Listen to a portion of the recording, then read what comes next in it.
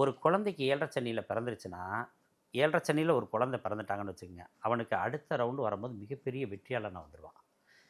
இப்போ சந்திரனுக்கு 12ஆம் இடத்துல சனி இருக்கும்போது தான் 7.5 சனி ஆரம்பிக்கும். ஆமாம். நீங்கள் இந்த ஜாதகத்தை ரீதியாக மற்றதில் பாருங்கள், சந்திரனுக்கு 12ஆம் இடத்துல சனி இருக்கவே அம்மா சொத்து அனுபவிக்கவே முடியாது. சொல்லியிருக்காங்க சார். நீங்களும் நம்ம பதிவில் ஏற்கனவே சொல்லியிருக்கீங்க இந்த ஏன்னாங்க அப்போ 7.5 சனியினுடைய ஸ்டார்டிங் அப்படி இருக்குது. ஆ. ரைட்டுங்களா? இப்போ ஒரு ஜாதகத்தை ஒரு முக்கியமான பாருங்கள், ஒருத்தர் வீடு கட்டலாமா, நிலபுலம் வாங்கலாமா, ஏற்கனவே நிலபுலங்க வாங்குறதெல்லாம் என்கிட்ட இருக்குமா, என் பையன் பேரனுக்கு கொடுக்க முடியுமா அப்படின்றதே நம்ம ஜாதக ரீதியாக எடுக்கலாம்.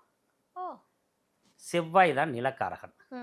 ரைட்டுங்களா? செவ்வாயும் ராகுவும் யாராருக்கெல்லாம் சேர்ந்துருக்கோம் ஒரே ராசி கட்டத்தில் 100% அவன் எத்தனை கோடிக்கணக்கான சொத்து வச்சிருந்தாலும் அழிஞ்சிரும். சொத்து பூரா விற்கிற நிலைமை வந்துடும். இன்னும் உதாரணமாக சொல்கிறேன். இப்போ மீன ராசியில் செவ்வாய் இருக்கார், அங்கே நட்பு வீடு அழகாக இருக்கிறார். மேசத்தில் ஒருத்தருக்கு ராகு இருக்கார், அதாவது மீன ராசியில் செவ்வாயும் மேசத்தில் ராகு. இந்த ராகு என்ன பண்ணுறாரு, செவ்வாயை நோக்கி தானே பயணப்படுறாரு. இந்த ஜாதகருக்கு கட்டாயம் எவ்வளோ சொத்து இருந்தாலும் அழிஞ்சு போயிடும்.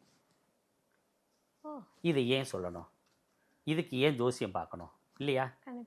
இப்போ எங்கள்கிட்ட வரும்போது சொல்லிட்டாங்க, பார்க்குறோம். அப்போ என்ன பண்ண, இவரோட சொத்துக்கள்லாம் அப்படியே எழுதி மனைவி பேர்லேயே குழந்தை பேர்லேயே எழுதினா மிச்சமாயிரும் இல்லையா? இதுக்கு தான் ஜோசியம் பார்க்க வர்றது. அட்வான்ஸாக இருக்குது. அப்போ இந்த கிரகங்கள் எல்லாமே அது வேலையை செஞ்சுக்கிட்டே இருக்கும். அதே மாதிரி 7.5 சனியில் ஜெயித்தவங்க நிறையா இருக்காங்க, உறங்கியவரெல்லாம் தோற்றவர்களாக இருப்பார்கள். ஏன்னா சனி மென்மையான கிரகம், மெதுவாக நகரும், ஸ்லோவான கிரகம், எதையும் நிறுத்தி நிதானமாக பலன் சொல்லக்கூடிய கிரகம். அப்போ என்ன ஆகணும், நம்ம வேகமாக இருக்கணும். சரிங்களா? நம்ம நல்ல வேகமாக மத்தியானம் தூங்காமல் தொழிலில் கண்ணும் கருத்துமாக இருக்கிற யாருக்குமே தோல்வி வராது. இதே மத்தியானம் தூங்குறவங்க யாருமே 7.5 சனியில் ஜெயிச்சதாக இருக்கவே இருக்காது பாருங்கள். அதே மாதிரி ஏமாற்றுறவங்களும் தோற்றுருவாங்க. நீதிமானாக இருக்கிறவர் 7.5 சனி காலங்களில் தான் நிரந்தரமான சொத்துக்களை வாங்க முடியும்.